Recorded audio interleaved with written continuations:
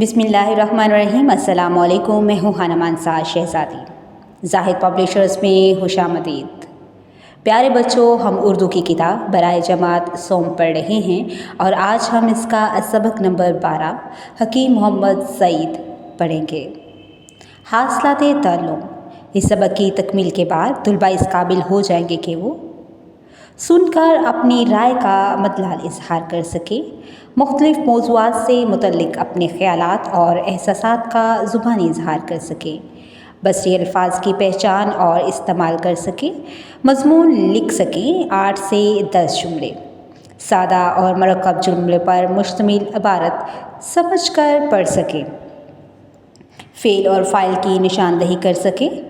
پڑھنے سے پہلے بتائیں، ہمدرد نونہال رسالہ کے بانی کون ہیں؟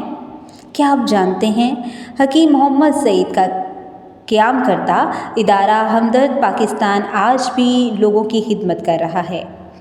خاص الفاظ: حکیم، طب، فلاحی، عظیم، شہید۔ حکیم محمد سعید پاکستان کے ایک عظیم حکیم، عالم اور سماجی رہنما تھے، جنہوں نے اپنی زندگی لوگوں کی بھلائی اور تعلیم کے لیے وقف کر دی۔ وہ نہ صرف طب اور حکمت کے ماہر تھے بلکہ بچوں کے ادب اور صحت کے فروغ کے لیے بھی کام کرتے تھے۔ حکیم محمد سعید 9 جنوری 1920 کو دلی، برطانوی ہندوستان، بھارت میں پیدا ہوئے۔ ان کے والد حکیم عبدالمجید ایک مشہور حکیم تھے، جنہوں نے ہمدرد دواخانہ کی بنیاد رکھی۔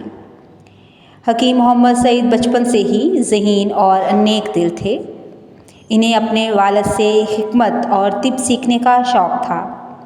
ان کے گھر میں علم اور خدمت کا ماحول تھا جس نے ان کی شخصیت کو سنوارا۔ وہ بچپن سے ہی اپنے والد کے ساتھ دواخانے میں جاتے اور مریضوں کی مدد کرنے کا طریقہ سیکھتے۔ ان کا دل ہمیشہ دوسروں کی بھلائی کے لیے کام کرنے کا چاہتا تھا۔ حکیم محمد سعید نے دلی سے اپنی ابتدائی تعلیم حاصل کی۔ وہ بہت محنتی طالب علم تھے اور انہوں نے دلی یونیورسٹی سے بیچلر آف فارمیسی کی ڈگری لی۔ اس کے بعد انہوں نے طب یونانی اور اسلامی علوم پر گہری تحقیق کی۔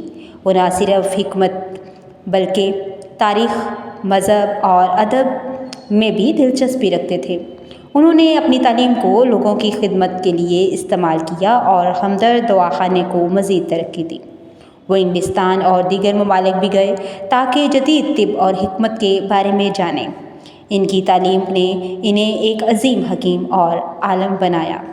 حکیم محمد سعید نے پاکستان اور اسلامی دنیا کے لیے بہت سی اہم خدمات انجام دیں۔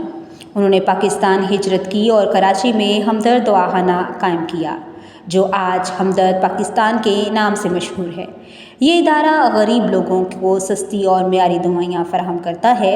انہوں نے ہمدرد یونیورسٹی مدینہ الحکمہ بھی قائم بنائی، جہاں طلباء کو طب، سائنس اور دیگر علوم پڑھائے جاتے ہیں۔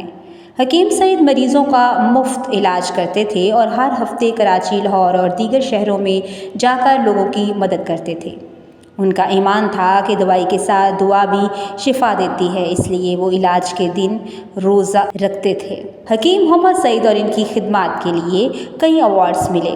انہیں پاکستان میں ستارہ امتیاز سے نوازا گیا، جو ایک بڑا قومی اعزاز ہے۔ ان کی علمی اور فلاحی خدمات کی وجہ سے اسلامی دنیا میں بھی انہیں بہت عزت دی گئی۔